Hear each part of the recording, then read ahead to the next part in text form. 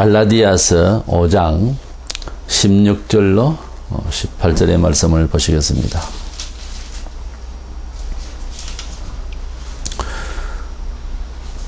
내가 이르노니 너희는 성령을 따라 행하라. 그리하면 육체의 욕심을 이루지 아니하리라. 육체의 소욕은 성령을 거스르고 성령은 육체를 거스르나니 이 둘이 서로 대적하므로 너희가 원하는 것을 하지 못하게 하려 함이니라. 너희가 만일 성령의 인도하시는 바가 되면 율법 아래에 있지 아니하리라. 아멘. 우리 기독교에 대해서 일반 지식으로 또는 일반 종교인으로서 어떤 식으로든지 이해 불가능한 한 가지의 특유한 내용이 있습니다. 그것이 바로 일반 종교에서도 볼 수 있는 무슨 신비감이나 이적 또는 여러 메시지들 또는 어떤 특별한 어떤 도의 내용, 가르침의 내용 이런 것하고 좀 다른 입장입니다. 무엇인가 하니까 다른 모든 것에는 사람이 지어낸 교훈이나 또는 우리 쪽에서 볼 때 그렇습니다. 귀신의 역사로서 신내림을 받았다든가 이런 차원으로서 종교가 형성되고 그렇게 우리 인간의 존재에 대해서 혹은 구원에 대해서 이해를 하고 설정을 합니다.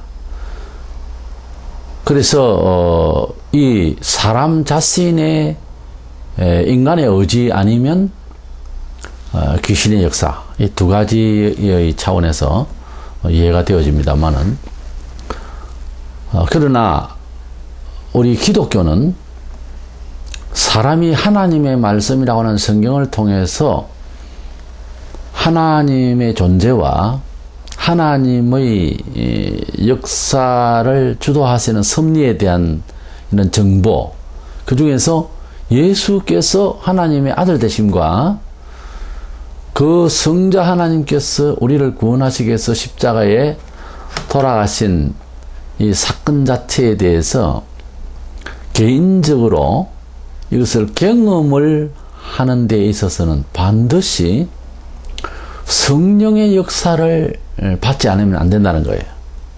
그러니까 대표로 한 말씀을 떠올리면 요한복음 3장에서 예수님은 그랬습니다. 유대인의 원로이고 지식인이고 종교인 니고데모에게 사람이 성령으로 거듭나지 않으면은 다시 나지 않으면은 하나님 나라에 볼 수도 없고 들어갈 수도 없다 그랬어요. 우리가 어떤 교훈을 통해서 어떤 지식을 통해서 혹은 깨달음을 통해서 구원을 얻는다든가 인생에 대해서 어떤 습득하는 그런 소위 깨달음의 경지라는 것이 있을 수 있습니다. 그러나 사람이 그런 것으로 해결할 수 있는 영적인 그런 최고의 세계라 하더라도 하나님께서 직접 사람의 영혼을 알지도 못하고 관심도 없고 스스로는 변하기 힘든 이 영적 상태를 완전히 다른 세상으로 보이게 마음의 눈을 열어버리고 보다 중요한 것은 평생 그렇게 열린 눈이 닫히지 않는 이런 지식, 이런 세계관, 가치 이념의 변화는 하나님의 영이신 성령께서 역사하지 않으면 불가능한 그런 내용을 안고 있는 게 사실은 기독교예요. 그래서 기독교는 어떤 종교 문화적인 입장에서 삶의 하나의 그 다른 문화 양식으로서 종교생활을 하고 집 가까이 있으니까 교회를 다니고 이런 차원으로는 원래 기독교가 주고자 하는 원래 그 하나님이 주시고자 한 구원하고는 아무런 상관이 없는 겁니다. 일생 갈 수 있어요. 일생 동안 전혀 오해를 하고 종교생활을 할 수가 있는 사람들도 교회 사이에 상당히 많습니다.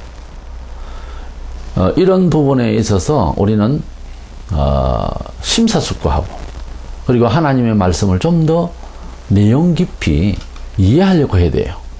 성경에 어느 누가 관심을 얕게 해가지고 그리고 귀담아 듣지 아니하는 사람이 구원받은 사람이 없어요. 대개의 경우 구원의 확정이 되어지고 또 이 구원에 대해서 사람들에게 알리게 되는 또 복음의 전도자로서의 나설 수 있는 이런 단계까지 간 사람들은 대개의 경우 인생을 돌아보는 것도 대단히 깊이 자아를 돌아보고 그리고 하나님의 말씀에 대해서 혹은 하나님에 대해서 또는 예수님에 대해서 굉장히 심사숙고했다는 겁니다. 중요한 것은 간절히 하나님을 찾는 자가 하나님을 만날 것이라 그런 말씀이 있어요.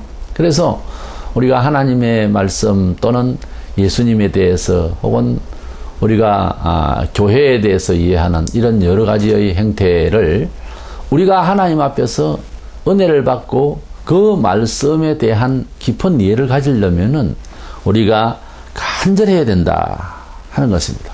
가령 우리가 예수님을 믿고 예수님이 2000년 전에 십자가에서 죽으시면 우리 죄를 위해서 속죄 제물로 돌아가셨다. 이 사실을 믿고 믿는다고 고백을 하면 구원을 받는다 하는 이 복음의 핵심적인 명제가 이러한 선언이 우리에게 진짜 믿어지고 그래서 고백되어졌다고 하는 이런 종교인이 되고 기독교인이 되고 이런 믿음의 고백이 되어졌다고 하는데도 내용상 그 언약이 소위 그 하나님의 제시하신 언약이 실제로 내 개인에게 작용이 되고 적용이 되어지고 그걸 확답을 할 수 있는 것은 성령의 하심으로 되어 있어요. 로마서 8장 2절에 이는 그리스도 예수 안에 있는 생명의 성령의 법이 죄와 사망의 법에서 너를 해방하였음이니라 이런 말씀이 있어요. 예수님을 구주로 믿는다라고 하는 이 믿는다라고 하는 것은 가시적으로 또는 사회적으로 사람들에게 공표되는 하나의 현상적인 태도일 뿐인 것입니다. 뭐 믿기 때문에 교회를 나간다 이거죠. 믿기 때문에 헌금을 하고 믿는다는 뜻에서 찬송을 합니다. 그것은 나의 믿음을 현상화하는 겁니다. 그 나의 믿음의 그 양심을 형상화하는 하나의 종교 행위예요. 고백이라는 말 자체도. 근데 문제는 우리가 사람이 한계가 있기 때문에 그 사람의 양심을 들여다보기에는 어려운 거거든요. 정말로 믿는지, 믿었을 때 뭔 변화를 가지고 있는지에 대해서는 면밀하게 알 수가 없는 거죠. 그래서 그것을 정말 믿어서 소리를 내는 것과 믿지 않아도 모양을 내는 것, 이 두 가지가 있습니다. 소위 외식하는 신앙. 유대인들이 그때 당시에 밖으로는 또는 표현은 틀리지 않았다고 예수님께서 그들의 말은 듣고 지키라. 그러나 그들의 행위는 본받지 말라. 이 말씀을 하신 것은 우리 사람에게 있어서 그러한 믿음의 현상을 보일 수는 있다는 거죠. 그런 자기 믿음이라고 하는 어떤 표현은, 종교적 표현은 가능하다는 거죠. 그렇게 놓고 보면 우리가 성경 말씀을 볼 때에 한켠의 말씀만 보면 안 되는 거죠. 다 보면 고백만 한다고 구원을 받는 것으로 되어 있지 않아요. 예. 고백한다는 것이 매우 결정적인 사항이긴 하지만 어떻게 믿고 고백하느냐 하는 것을 또 물으셨거든요. 주님께서. 사람들이 나를 누구로 하느냐. 이래서 우리의 믿음을 확정한다고 하는 것은 그렇게 쉬운 얘기가 아닙니다. 왜 이렇게 어렵게 생각해야 되나 하면 한 번 믿은 예수를 절대로 놓치지 않아야 하는 믿음이 돼야 되거든요. 원래 그렇고 믿음이라는 게. 그런데 믿다가 낙심을 한다 하지만은 믿음이 약해지는 건 모르지만은 아예 예수님을 떠나버리는 사람이거든요. 교회를 떠나버리고 다른 종교로 가버리고 이건 어떻게 해석해야 될 것이냐는 거죠. 그럼 예수 믿는 사람 자살을 해버리고 이런 경우를 우리가 생각해서 대비해서 좀 더 예수님에 대해서 명확한 그런 믿음이 철저히 정립이 돼야 된다고 말이에요. 이래서 우리는 기독교 어느 시대에도 마찬가지로 하나님을 만난다라고 하는 신을 만난다, 사람이 만난다라고 하는 이 얘기 자체는 어느 종교든 사회적으로든 사실은 굉장한 그 추상적인 얘기고 또 신비감이 함께 동원이 되는 겁니다. 사실은 뭐 신비감이 없이 이해할 수 없는 부분이잖아요. 우리가 신을 논하기 전에 세상에서도 뭐 그림이나 모양이나 이런 또 자연 만물에서도 우리가 어떤 환상을, 그걸 환상이라고 그러죠. 환상을 느낄 수 있고 이해할 수 있는데 표현이 잘 안 되는 이런 부분들이 사실은 많이 있거든요. 하다못해 어떤 사실을 들었는데 그 사실이 뭐 합격 통보를 받는다든가 뭐 이러한 어떤 그 병이 뭐 치유가 됐다든가 이런 어떤 특별한 그 소식을 들었는데 그 소식에 대한 내용을 일상에서 상업적인 거래를 하듯이 또는 수학적 공식을 풀듯이 이해를 하는 것이 아니라 그 어떤 감흥이라는 게 거의 환상에 업돼서 기분이 그 환상적인 어떤 그 심정이 되잖아요. 일반적인 사생활이 아닌 그런 충격적이고 아주 큰 기쁨으로 이렇게 되어지는 이런 소식이라든가 이런 사건이나 어떤 발생이 있을 때에 우리가 느낌이 다릅니다. 그리고 같은 자연이지만 정말 장관이 우리를 감탄케 할 때에 그냥 그림을 보듯이요, 동네 디산을 보듯이 그런 감정이 아니거든요.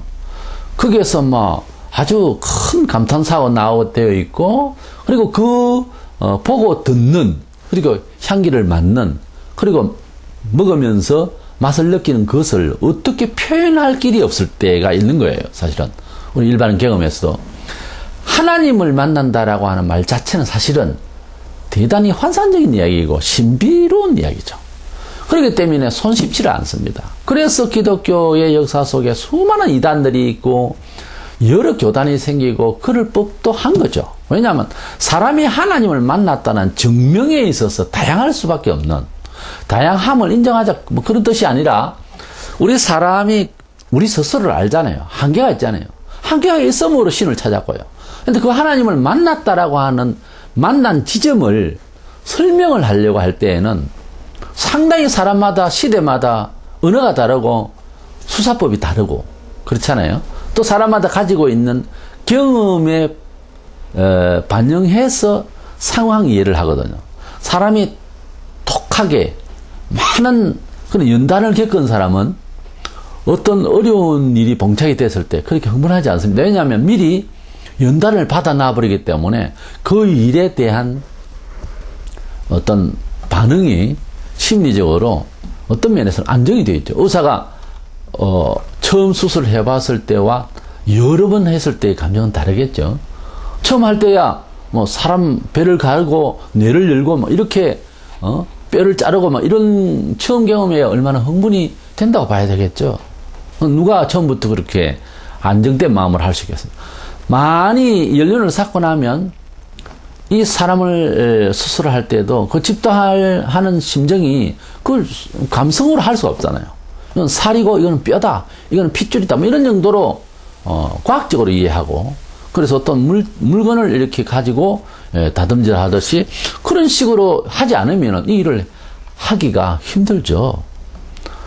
우리가 사람마다 가지고 있는 교육적 환경이라든지 여러 가지의 그 어떤 여건이 다 다르기 때문에 같은 하나님인데요, 어떤 시대든 그 하나님을 한국에서 만났던, 미국에서 만났던, 소련에서 만났던, 러시아에서 만났던 하나님을 만났다라고 하는 차원은 아무리 세상에서 경험을 많이 한 사람이고 교양이 있고 준비된 사람이고 해도 적어도 하나님을 만났다라고 하는 그 지점에 대한 자기 고백이라고 하는 것은 아무래도 신비롭고 특별하지 않겠어요? 그 특별하다고 할 수밖에 없는 그 상황에 대해서 우리가 성경에서 뭐라고 하고 있는가 하는 거예요. 그것은 바로 성경에서는 성령의 역사라고 하고 있고, 그 성령의 역사에 감동받고 결정되어지고 보이고, 그래서 성령의 감화로 지각을 얻고 성령의 감화로 삶에 대해서 새로운 이해를 가지는 그 사람을 하나님의 사람 혹은 성도라고 합니다. 그런데 그 성도가 삶을 살아가는데 유념해야 할 것이 역시 그 성령님이었다는 거예요. 근데 우리 한국교회나 또는 우리 선교를 하는 지금 현장에서도 마찬가지로 그 시대의 그 삶의 어떤 방법으로 예수가 도용이 된다면 이건 처음부터 아주 잘못하고 있는 거예요. 또는 우리 기독교가 일반 다른 종교와 연합이다 뭐다 화목이다 하면서 사회화, 그래서 인정을 받으려고 사회인들이 이웃에게 뭘 잘하겠다고 이런 식으로 인본적인 이런 문화적 선교를 과다히 이렇게 희생을 하고 거기에 너무 많은 투자를 해버리고 하는 이런 경우는 우리가 생각해 봐야 돼요. 상당히 이것은 문제가 있는 거예요. 우리가 하나님을 만났을 때나 하나님이 우리를 세상에 당신의 존재를 또는 구원받아야 할 죄인들에게 복음을 증거하는 무기도 돈이 아니었습니다. 문화적인 이러한 매체물이 아니었어요.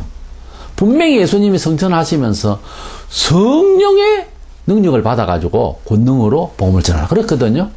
그러니까 처음부터 기독교를 이해하려면 성령에 대해서 알아야 됩니다. 성령님의 감화를 받을 수 있어야 돼요. 그리고 성령님의 감화로 살아야 되고요. 성령님의 능력으로 전하는 거예요.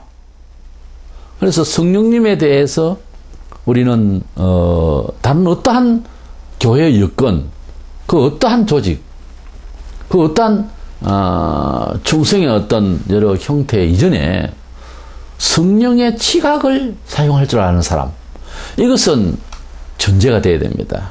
그것은 예외가 없어요. 누구나 마찬가지예요. 성령님의 인도를 따라서 우리가 믿음을 1차적으로 자기 개인의 구원을 고백할 수 있어야 되고, 그리고 모든 삶을 그렇게 성령님의 인도를 따라서 살려고 하는 이것이 아주 표준이 되어야 되고, 주야로 아침부터 시작해서 그 생각이 떠나서는 안 됩니다. 그것 때문에 우리는 안전하서나 어디나 처음 남의 집에 방문을 하든지 하다못해 버스를 타게 되더라도 잠시 앉아서 묵상을 합니다. 주의 영이 나를 인도하시고 지각을 열어서 나를 깨우치시고 인도하여 주옵소서. 이런 기도가 필요한 거예요.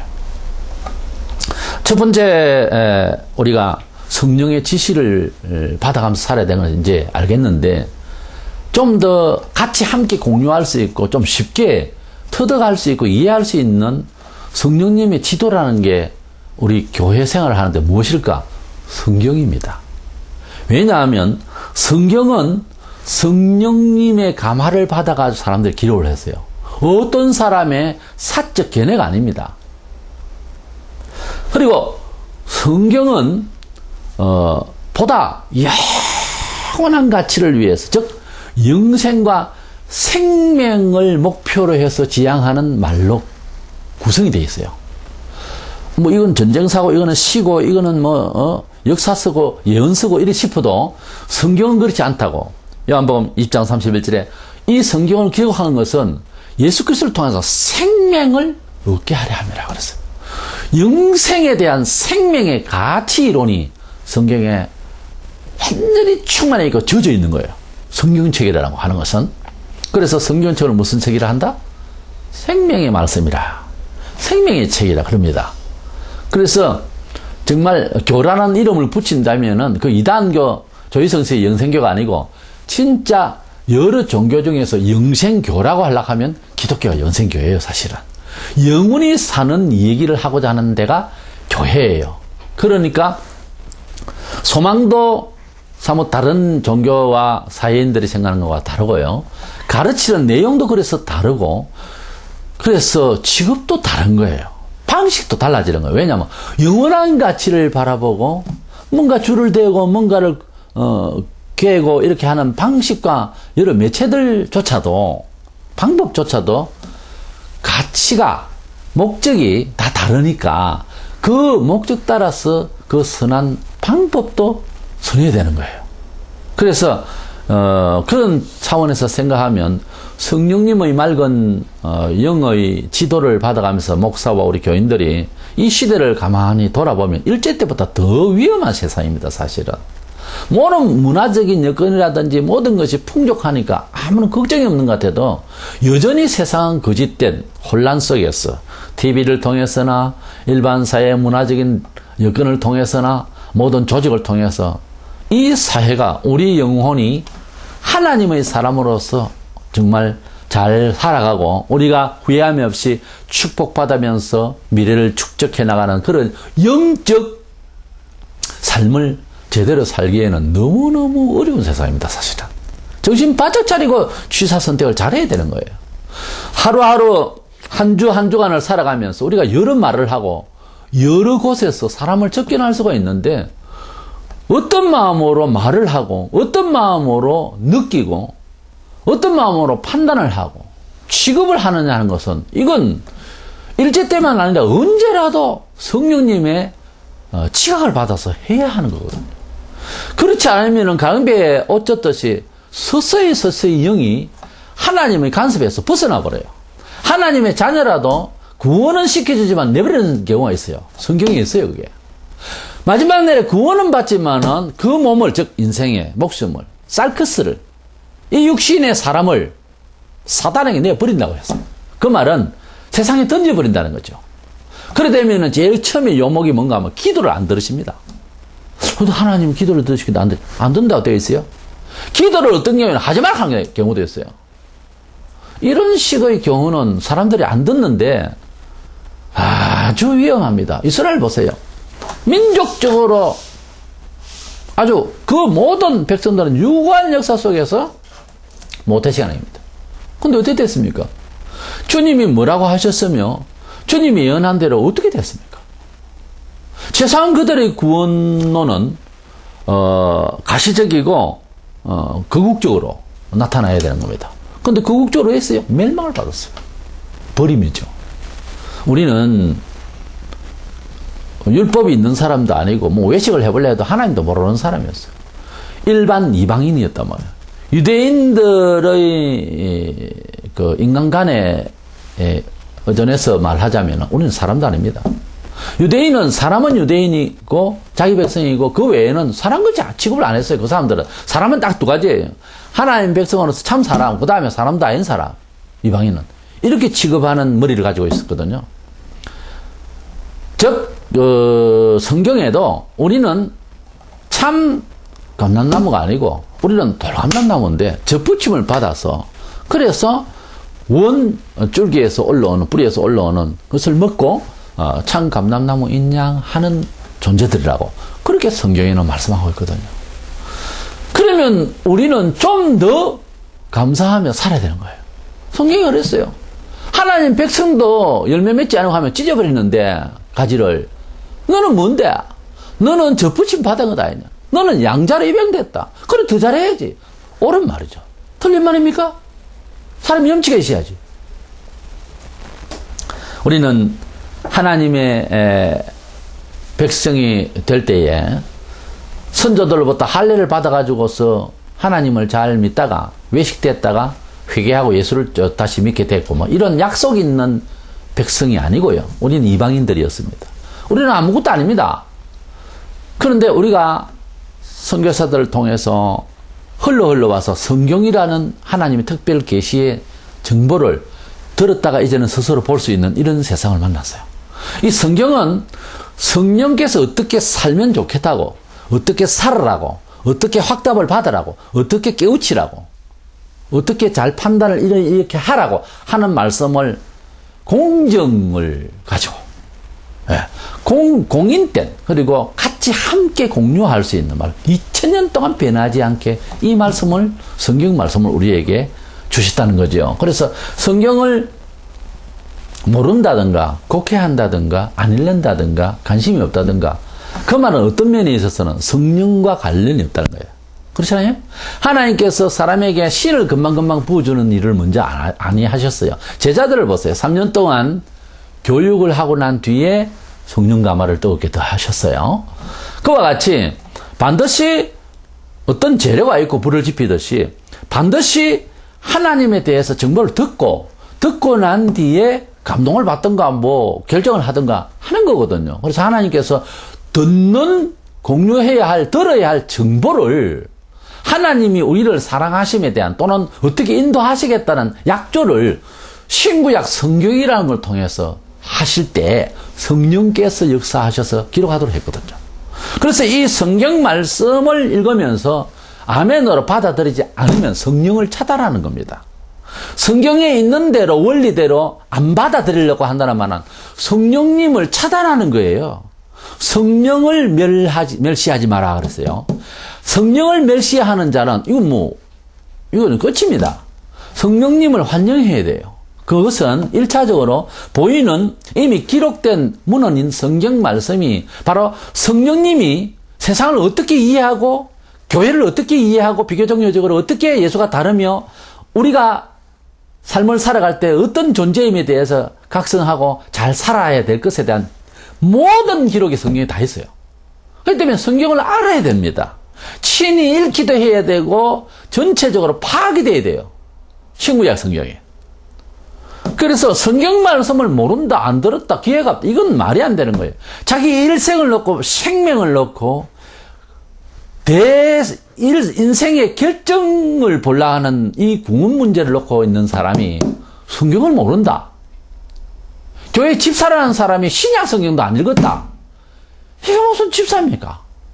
그 말이 안 되는 이야기예요. 예수를 믿고 구원을 받았다는 사람, 우리 아버지가 하나님이라는 사람이 자기 아버지에 대해서 전혀 모른다? 잘 모른다? 혹은 오해를 한다? 혹은 몰라도 된다? 이게 말이 되는 이야기입니까? 원리적으로 말이 안 되는 이야기예요. 이거는 지도자급에서 있는 사람이 아니라 어떠한 사람이라도 예수에 대해서 알아야 되는 겁니다. 예수에 대해서 제대로 알았기에 십자가에 돌아가실 때 양편 강도가 함께 죽을 때 한쪽 강도가 예수에 대해서 제대로 알았기에 믿음을 고백한 거예요. 우리가 예수에 대해서 자세히 알려고 하다가 구원받은 사람의 성경에 많이 나와요. 베레아 신자들은 복음을 들었을 때 이거 과연 그러한 말이 맞나? 과연 그러한가 하고 자꾸 성경을 연구하다가 믿어졌어요. 믿음은 들음에서 나며 들음은 그리스도의 말씀으로 말미암았느니라. 우리 하나님의 말씀은 우리를 믿게 하는 거예요. 왜? 정보니까. 일반 정보가 아니에요. 비판할 수 있고 무슨 이런 게 아니에요. 이 하나님의 말씀은 이상하게도 읽어나가는 중에도 믿어지는 거예요. 왜?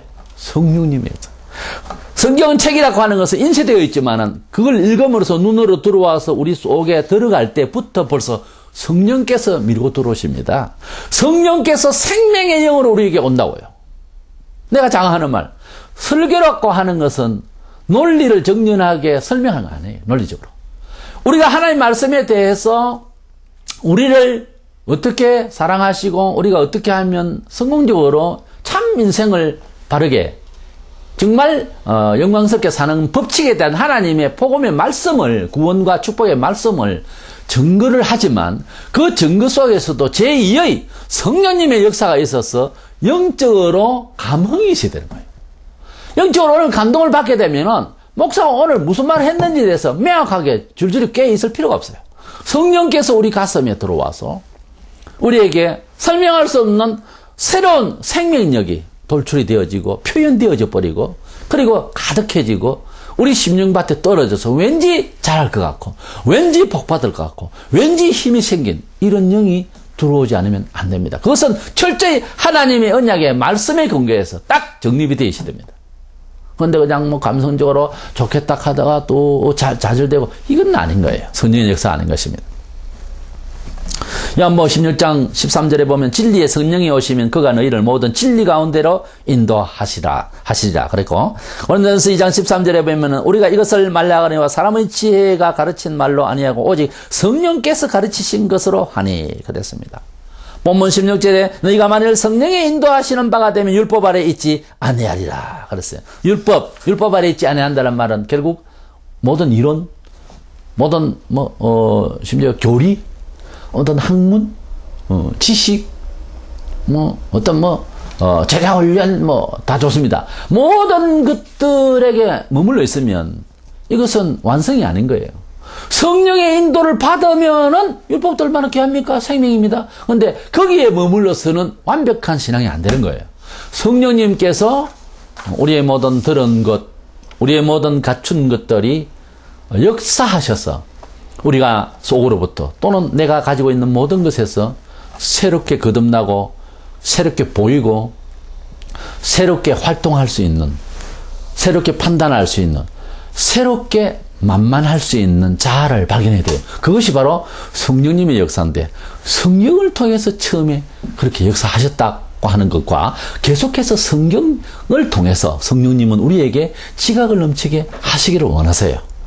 두 번째로는 지금도 그 성경을 쓰시고 구약의 예언자들과 선지자 제사장 왕들에게 역사하셨던 성령님, 예수님께 역사하셨던 성령님, 오순절 다락방에서 역사했던 그 성령님은 세상 끝날까지 우리와 함께 하면서 지금도 기독교인이라면 정상적인 하나님 백성인 성도라면은 계속 성령님의 지각과 인도를 계시를 받아야 되는 거예요.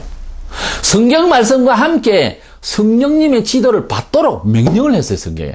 그리고 그것이 진짜 살아있는 성도 또는 하나님이 계속 간섭해 주시는 성도. 그럼 간섭해 주시지 않는 성도가 있습니까? 있습니다. 도저히 안 되려면 간섭 밖에 두었다가 구원만 주는 사람도 있다니까요. 그러니까 간섭 받는 사람으로서의 성도. 그 자식도 그런 게 있잖아요. 자식은 자식인데 관심 나버리는 자식이 있을 수 있어요. 옛날에는 자식들 많아가지고 도저히 내 새끼지만 저거는 사람이 아니다. 이러면 부모도 마음을 놔버립니다. 마음은 아프죠. 마음은 아프지만 직접 돕지도 못하고 안 되겠다는 결론이 나는 그런 아들도 있거든요. 가끔. 요즘이야 한둘 낳아서 그런 생각도 못하지만 하나님께서도 그렇다는 거예요. 성경에 있어요. 하나님께서 도저히 안 되겠다 싶은 그런 유형은 하나님께서 따르고 원해요. 떨어주지도 않고 기도해도 떨어주지도 않고 알아서 사는 거예요. 자기가. 정말 그렇게 됩니다. 그렇게 될 때에 얼마나 난처합니까? 난처할 줄 알고 회개하면 좋겠는데 그게 안 되는 사람도 있습니다. 우리는 성령님의 인도를 계속해서 받아야 하는 원천적인 이유가 중생할 때 성령께서 역사하셨기 때문에 실질적으로 우리가 이목구비를 가지고 이런 그 몸을 가지고서 이 세상에 살아가는 이 과정이 우리가 아침에 일어나서 그냥 일어나고 우리가 살고 이런 정도로만 생각을 하지만 사실은 성경에 보면은 저 공중에 나는 새도 새 주인 없잖아요. 근데 하나님께서 주인이 되셔서 먹이시고 계신다는 거예요. 들풀도 그냥 자라는 게 아니고 자라나게 하시고 있다는 거예요. 물도 주고 햇빛도 주셔서.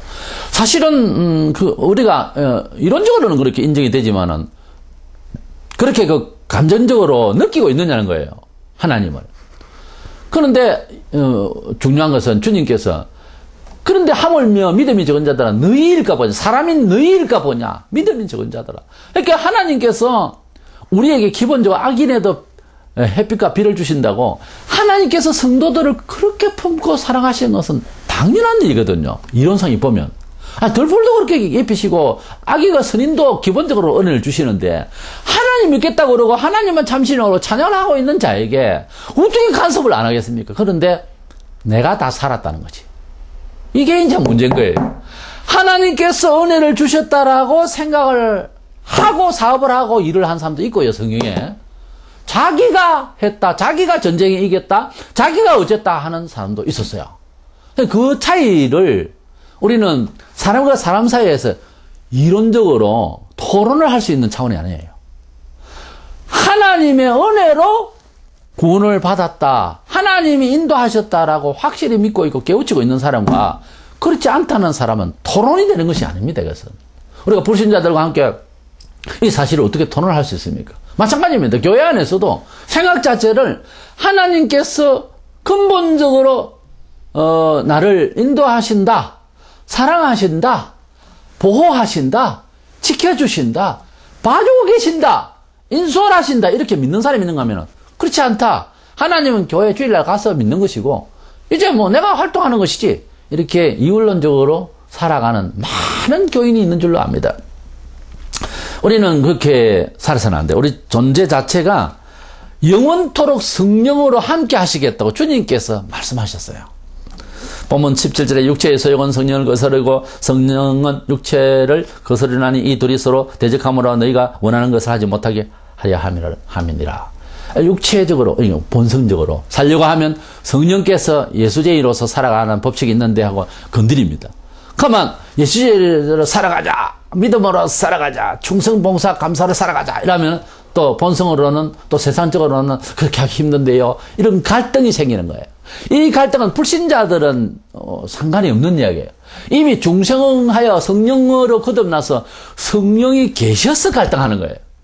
갈등한다는 자체는 하나님 자녀라는 겁니다. 갈등이 죽어버리면 나도 답이 없어요. 그건 어떻게 설명해야 돼? 성령으로 중생한 사람은 갈등을 하게 되어 있고 심화될수록 성령께서 역사하세요. 그래서 이 갈등이 중생한 사람으로 살 수 있는 거예요. 때문에 우리가 성령으로 중생했기 때문에 그런 갈등이 필연적인 거예요. 갈등을 못 느낀다? 아주 위험한 존재입니다. 교회를 다녀도 아무런 위험이 없는 거예요. 그렇게 다니면. 우리가 성령님의 인도를 진짜 받는 성도라면은 갈등을 느끼게 되어 있는 것으로 본문에 말하고 있어요. 육체와 영에 부딪히는 갈등이 있다라고 하는 것은 중생한 자에게 해당되는 말이거든요. 예배도 성령으로 인도를 받으면서 예배해야 됩니다. 요한복음 4장 24절. 선교도 성령의 인도를 받아가면서 해야 돼요. 사도행전 16장 6절에 보면은 성령이 아시아에게 말씀을 전하지 못하게 하기 때문에 부르게와 갈라디아 땅으로 다녀갔다. 바울이 그렇게 말해요. 좋은 일도 차순이 있었어요. 하는 계획이. 그래서 좋은 일도 아무데나 하는 것이 아니라 성령께서 인도하는 대로 선교를 한다. 그래서 선교도 억지로 하고 교단의 위세를 위해서 하고 이러면 차고납니다. 봉사도 마찬가지예요. 내가 힘이 있고 어떤 것을 할 수 있기 때문에 목사님 해드리겠습니다. 예, 제가 한번 보여드릴게요. 이건 아니에요. 제가 이걸 참 잘하는데요. 컴퓨터를 잘해요. 저는 뭘 잘해요. 어느 순간 가면 한계가 오고 짜증내고 배신감 느낍니다. 그래서 빌립보 3장 3절에 하나님의 성령으로 봉사하며 그래서 봉사하는 것도 목사가 저 사람 힘이 좋고 사람 좋고 싹싹하고 이렇게 봉사하면 되겠다. 천만에요. 싹싹하다고 봉사하는 게 아닙니다. 성령님의 인도를 받는지를 보고 봉사자를 시키게 됩니다. 기도! 구하라 하니까 침이 튀기고 주시옵소서. 물론 좋아요. 간절히 기도해야 되는데 그러나 로마서 8장 26절에 보면 성령이 우리의 간구함을 깨우치게 해가지고 친히 간구하게 한다는 거예요. 성령님이 간구하게 하는 거예요. 그것을 알아야 됩니다. 우리가 기도를 하다 보면 성령께서 가만을 주실 때가 있어요.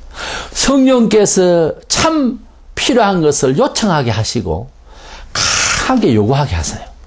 바로 성령님의 인도를 받아가면서 기도할 줄 알아야지 그냥 중언부언하고 주여 삼창하고 떠들기만 한다고 되는 게 아닙니다. 성령님의 고요하게 이끄시고 인도하시고 요청하게 하시고 요구하시는 그걸 따라서 구하는 거예요. 신비한 얘기죠. 기도는 원래 신비한 겁니다. 주문이 오듯이 우상 앞에 빌듯이 그거 아닙니다. 기도도 성령으로 한다. 에베소 6장 18절에 모든 기도와 간구를 하되 항상 성령 안에서 기도하고. 이 성경을 보거나 있습니까? 성령님의 인도를 받아가면서 기도하겠다는 간절한 마음으로 기도를 시작해야 돼요. 물론 우리가 하나님 앞에서 마음으로 기도하고 또 영어로 기도하고 마음으로 또 찬송하고 또 영어로 찬송한다는 말이 있어요. 근데 우리가 찬송하며 찬송하다가 성령님의 감화를 받으면서 찬송하고 간구할 때는요, 끌렸어, 원했어, 주의 영이 요구해서 그래서 막 나와요. 그 기도가 밤새도록 가능합니다. 근데 사람의 기도는 오래 못해요. 처음에 몇 분 떠들다가 10분도 안 되면 뚝 끊겨버립니다. 왜냐하면 사람이 원하는 거는 기억력도 그렇게 안 되고 계속 기도가 안 됩니다. 그러나 성령님께서 인도하시고 하면 계속해서 성령님은 원하세요. 원하는 이 영감에 우리가 사로잡히기를 원합니다. 성도라는 이름은 가졌는데 예수님을 신뢰하고 또 예수님의 인도하심을 받으면서 살기를 다 원합니다. 그렇다면 우리는 16절에 내가 너희에게 이르노니 너희는 성령을 따라 행하라. 그래야만 육체의 욕심을 이루지 아니하리라 그랬는데 정말 우리가 육체 본성, 이 모든 세속적 이런 가치론으로서 사는 것이 우리가 배제되고 성령께서 인도하시는 전통적인 교회 중심, 하나님 말씀 중심, 성경 중심, 성령 중심의 이러한 하나님 중심의 말씀을 통하여서 살고자 하는데 잘 안 되지 않습니까? 되는 법은 오직 성령님의 인도인데 마음은 있습니다. 그렇다면 어떻게 해야 될까요? 누가복음 11장 13절에 너희가 악할지라도 좋은 것을 자식에게 줄 알거든 하물며 너희 하늘 아버지께서 구하는 자에게 성령을 주시지 아니하겠느냐. 구해야 됩니다. 우리가 뭐를 달라고 기도하는 것이 구하는 건 아니냐. 물론 그래요. 간절히 구하되 주의 영이 나에게 필요한 것과 충성해야 될 것과 나의 꿈을 이루기 위하여 나를 기독케 하시고 나를 감화하시고 인도하여 주옵소서 하는 이 간절한 간구가 어떤 제목으로 기도를 하면서 함께 따라와야 돼요. 성령께서 인도하심을 간절히 바라는 마음으로 기도해야 돼요. 찬송도 그렇고요. 우리가 봉사할 때도 그렇고요. 어떤 일을 선택할 때도 그래요. 주의 영이 지각을 주시고 이 일을 잘 깨우치게 주시옵소서. 에베소 교회를 향해서 바울이 그런 기도를 해줬어요. 너희가 주의 영을 받아서 주의 계시의 영을 받아서 하나님께서 우리를 어떻게 사랑하시고 그 권능의 그 일들이 얼마나 어마어마한지를 알게 되기를 원하노라 그랬어요. 성령께서 감화하셔서 내가 신앙생활을 하는데 나의 감정과 나의 지식과 나의 요구와 나의 필요와 나의 꿈과 나의 모든 삶의 정서를 주장해달라고 인도해달라고 이런 은밀한 요청이 간구가 언제요? 주야로 눈만 감으면 주의 영이 나를 인도하여 주옵소서. 그래서 하나님 앞에 간절히 간구하지 않으면 안 되는 겁니다. 옛날부터 성경의 인물들도 마찬가지지만 신앙 좋은 사람이 누굴까? 우리가 가만히 기억들 해보시기 바랍니다. 신앙 좋은 사람은 별스럽게 어떤 뚝 부러진 어떤 큰 충성이 표된 일을 꼭 해서가 아니고요. 앉으면 기도하고 어떤 일이 있으면 기도하고 심지어 쉬어라고 시간을 주고 쉬어라고 어떤 레저를 즐겨야 되고 어떤 일반 문화적인 생활 가운데서도 그곳에서도 주의 영이 인도하심을 바라는 마음으로 거기에 임하는 참 어떻게 보면 들로 놀러 갔는데도 거기에 직분이 있어서 경건에 대한 매력을 알고 거기에 마음을 놓치기 싫어서 양복을 입고 소풍을 가는 경우도 있습니다. 그게 안 맞게 보이고 그게 모양새가 안 좋게 보이는 것 같아도 참 우리가 과거에는 주의 영이 인도하심을 놓치기 싫었어. 소멸기 싫었어. 성령의 인도의 소멸을 두려워해서 항상 그랬었습니다. 그래서 너는 것도 너는 걷지 않고 그랬었어요. 어쩌면 그것이 주의 영에 사로잡혀서 영의 충만을 소원했던 사람들의 모습이 아니었는가 저는 추억을 해봅니다. 아무쪼록 우리가 이미 성령님의 인도를 받아서 기록된 이 성경은 만포장입니다. 그냥 보고예요. 보고. 그냥 보석입니다. 이 하나님의 말씀 그대로 읽고 듣고 지키려고 하는 습관된 우리 생활들. 이 하나님의 말씀이 바로 성령의 인도고요. 또한 우리를 거듭나게 하신 그 영을 기억하신다면 기억을 잘 해내서 주의 영이 원래 맑고 밝고 환하게 돌이켜 어린아이처럼 깨끗한 청결한 청명한 마음으로 주를 바라봤던 그때 그 처음 사랑을 기억하세요. 그 영으로 오늘의 나를 반성하고 오늘의 이 시대를 바라보려고 그러고 미래를 생각하려고 할 때 성령께서 불을 지펴주세요. 그 생각대로 가거라. 그 뜻대로 가야 너가 사느니라. 이런 성령님의 지각을 받는 생활이 되시기를 주님의 이름으로 축원합니다.